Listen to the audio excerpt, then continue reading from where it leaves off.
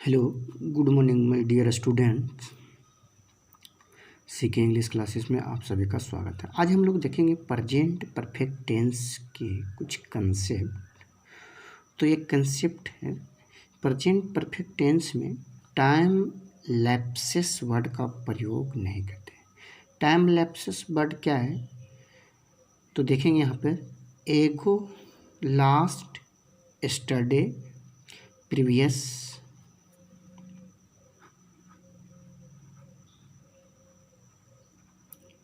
ध्यान देना। ये सब वर्ड जो है एगो, लास्ट, एस्टरडे, प्रीवियस, ये सब टाइम लैप्सेस वर्ड कहलाता है। तो ये वर्ड आपको जहाँ भी दिखे तो ये नहीं समझना कि प्रेजेंट परफेक्ट टेंस का, तो किसका होगा। तो ध्यान देंगे, प्रेजेंट परफेक्ट टेंस में कार्य तो पास्ट में होता है फिनिश, लेकिन उसे प्रेजेंट में दिखाया जाता है, प्रेजेंट में सस्टेन करता है, इम्पैक्ट करता है प्रेजेंट में। वो जैसे कोई काम हो चुका है, मतलब परफेक्ट हो गया है, वो पास्ट में हुआ कुछ देर पहले, लेकिन उसको शो करता है या इम्पैक्ट करता है प्रेजेंट में। तो ध्यान दीजिएगा ये बातें को। तो ये जो टाइम लैप्सेस, इसको हम लोग टाइम लैप्सेस वर्ड करते थे। ये वर्ड आपको जहाँ भी देखे तो देखना टाइम लैप्सेस वर्ड लगा हो तो सेंटेंस पास्ट इंडेफिनिट टेंस में बनेगा। ध्यान दीजिएगा, अगर आपको एगो, लास्ट, यस्टरडे, प्रीवियस जहाँ भी दिखे तो वो सेंटेंस पास्ट इंडेफिनिट का होगा। ये बड़ा गौर करना है यार, क्योंकि एग्जाम में हम लोग गड़बड़ा जाते हैं। तो ये टाइम लैप्सेस वर्ड है, मतलब बीती हुई बात है। तो बीती हुई बात का प्रयोग इसमें हम लोग नहीं करते हैं, समझ रहे हैं कि नहीं। तो याद रखना वर्ड एगो, लास्ट, यस्टरडे, प्रीवियस। तो इसका प्रयोग किस में करते हैं तो पास्ट इंडेफिनिट टेंस में करते हैं। किस में करते हैं? पास्ट इंडेफिनिट टेंस में करते हैं। आगे देखिए, एक बहुत ही इम्पोर्टेंट है कि यदि, जस्ट, ईवर, नेवर, ऑलरेडी, इन सभी शब्दों का प्रयोग, ये सब शब्द लगा रहा है तो ये सब शब्द का प्रयोग हम लोग करेंगे प्रेजेंट परफेक्ट टेंस में करेंगे। तो भाई प्रेजेंट परफेक्ट टेंस का आपको स्ट्रक्चर बता चुके हैं, स्ट्रक्चर तो वही रहेगा, लेकिन ध्यान रखना ये वर्ड लगेगा कहाँ इसकी जानकारी लेना। वो स्ट्रक्चर वही है, आपको subject plus have, has plus V3 plus other word, यही है। तो इसका प्रयोग कहाँ करेंगे तो देखना, ये जो जस्ट, ईवर, नेवर, ऑलरेडी है, ये प्रयोग होगा आपका हेल्पिंग वर्ब के बाद। देखो, मैंने अभी अभी अपना होमवर्क समाप्त किया है। तो देखो, ये जस्ट, ईवर, नेवर, ऑलरेडी का प्रयोग करना हेल्पिंग वर्ब के पहले बाद और भाई V3 के पहले। ध्यान देना भाई। तो देखो, आई के साथ क्या लगता है? हमने बोला हेल्पिंग वर्ब के बाद लगा दो जस्ट, उसके बाद समाप्त करना क्या होता है? फिनिश्ड, और माई अपना के माई, और होमवर्क के होमवर्क। तो I have just finish my homework. तो जस्ट का अभी अभी भी या तुरंत भी कहते हैं, इसका मीनिंग होता है। ध्यान देना, जस्ट का तुरंत या अभी अभी भी होता है। जैसे उसने अभी अभी खाना खाया है, ही हैज, देखिए हैज के बाद और V3 के पहले, तो he has just eaten food, उसने अभी अभी खाना खाया है। आगे देखेंगे, हम लोग परीक्षा पहले ही पास कर चुके हैं। तो पी है और पहले का होता है already, past V3 the examination. तुम कभी दिल्ली गए हो, तो कभी का ईवर होता है, तो you have ever gone to Delhi. तो कंसेप्ट समझा भाई कि हेल्पिंग वर्ब के बाद और V3 के पहले इन चारों वर्ड का प्रयोग करते हैं। किसमें? प्रेजेंट परफेक्ट टेंस में। ये बहुत बहुत इम्पोर्टेंट है एग्ज़ाम लेवल के लिए, ध्यान देना। चले आगे। अब एक वर्ड है एट, तो एट एक नेगेटिव वर्ड है, तो एट का प्रयोग प्रेजेंट परफेक्ट टेंस में करते हैं। ध्यान देना। तो इसका प्रयोग कहाँ करते हैं भाई प्रेजेंट परफेक्ट टेंस में? तो नेगेटिव और इंट्रोगेटिव सेंटेंस में करते हैं। नेगेटिव और इंट्रोगेटिव सेंटेंस में ही करते हैं, ध्यान देना। और कहाँ करते हैं? सेंटेंस के लास्ट में करते हैं। तो देखिए, स्ट्रक्चर वही है आपका, वह अभी तक नहीं खाया, ती हैजंट इटेन एट, या इसे ही has not eaten ate. Clear है? इस सेंटेंस के लास्ट में हम लोग एट का प्रयोग करते हैं। तो इसका समझ में आया दोस्त? देखना स्ट्रक्चर आपको वो यही लास्ट में लगा देना एट। वह अभी तक नहीं खाया, ही हैजंट ईटेन इट। आगे हम लोग देखेंगे दिस टाइम, एक वेरी वेरी इंपॉर्टेंट पॉइंट है। ये सब तो हम लोग एग्जाम लेवल में ही आता है, इसको हम लोग जानकारी रखने से ही सेंटेंस जो बनाने के लिए प्रैक्टिस सेट देंगे उसको पकड़िएगा। तो दिस टाइम का प्रयोग प्रेजेंट परफेक्ट टेंस में करते हैं। जैसे आई हैव अंडरस्टूड, देखो I have understood V3 tense this time, मतलब मुझे इस समय टेंस समझ में आने लगा है। समझे? तो दिस टाइम का प्रयोग करते हैं प्रेजेंट परफेक्ट टेंस में, और इसको भी हम लोग सेंटेंस के लास्ट में ही प्रयोग करते हैं। कहाँ लगाएंगे? तो भाई लास्ट में लगाना, ध्यान देना। आगे हम लोग एक देखते हैं first time, second time, third time, इसी प्रकार से आता है डॉट डॉट। अगर ये सब लगा रहा है first time, second time, third time, तो इसका प्रयोग हम लोग करते हैं प्रेजेंट परफेक्ट टेंस में। तो भाई इसका भी प्रयोग हम लोग सेंटेंस के लास्ट में करते हैं। स्ट्रक्चर आपका वही है, तो कौन सा है? Subject plus have has plus V3 plus other word. Structure में कोई चेंज नहीं था। ये सब first time, second time, third time, इन वर्डों का प्रयोग सेंटेंस के लास्ट में करते हैं। तो देखिए I have seen you, I have seen you hair first time, मैंने तुम्हें यहाँ पहली बार देखा हूँ, मैंने तुम्हें पहली बार यहाँ देखा हूँ। तो इसको एक बार नहीं, दो बार, तीन बार, चार बार देखिए। और ये वीडियो आपका छोटा लग रहा है, ये छोटा नहीं है दोस्तों। आप अगर गौर करते हो तो इसमें कम से कम 3-4 स्ट्रक्चर दिया जाता है, और 3-4 स्ट्रक्चर बहुत इम्पोर्टेंट होता है। तो आगे हम लोग देखेंगे कंसेप्ट।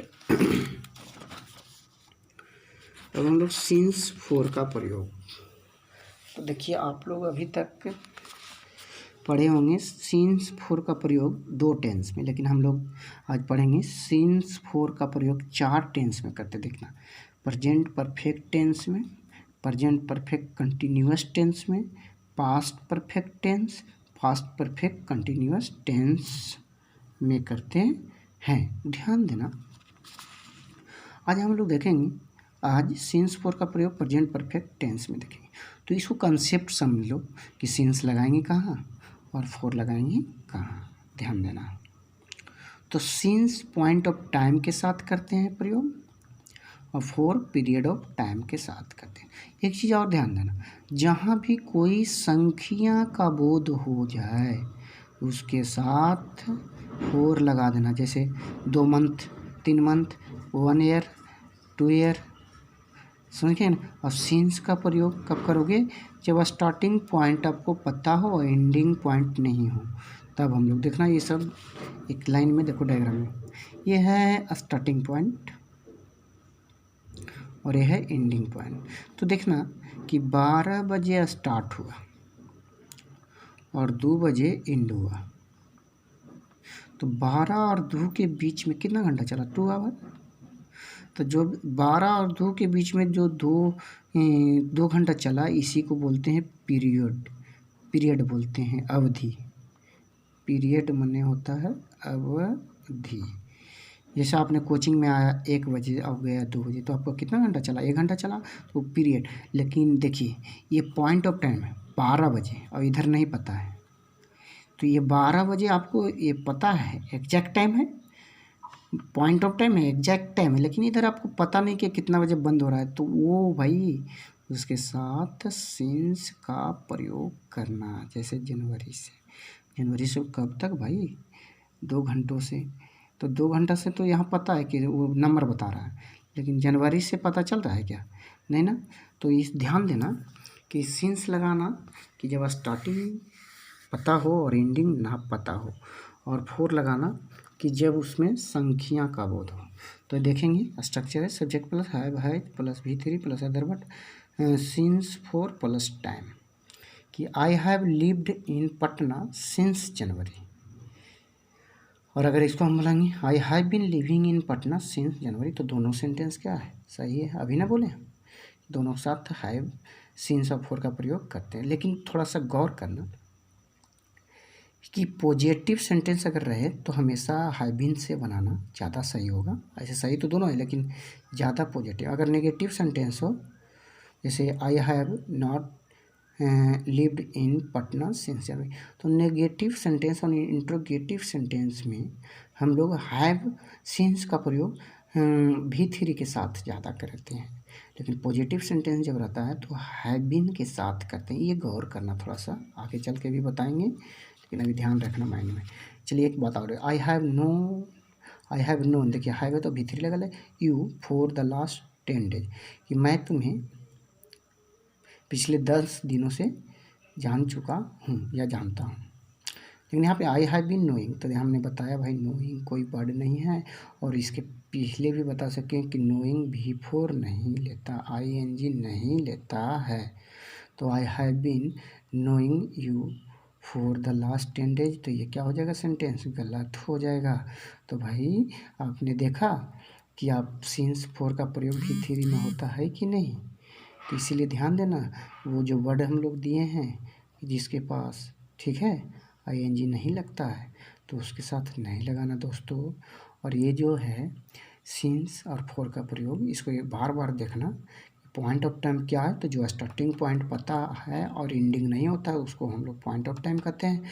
अब स्टार्टिंग और एंडिंग दोनों पता है तो उसके साथ हम लोग फॉर का प्रयोग करेंगे, क्योंकि उसमें, और एक बात और रखना, अगर नंबर हो किसी में तो उसमें फॉर लगेगा, और नंबर ना हो तो उसमें क्या लगेगा, सिंस लगेगा।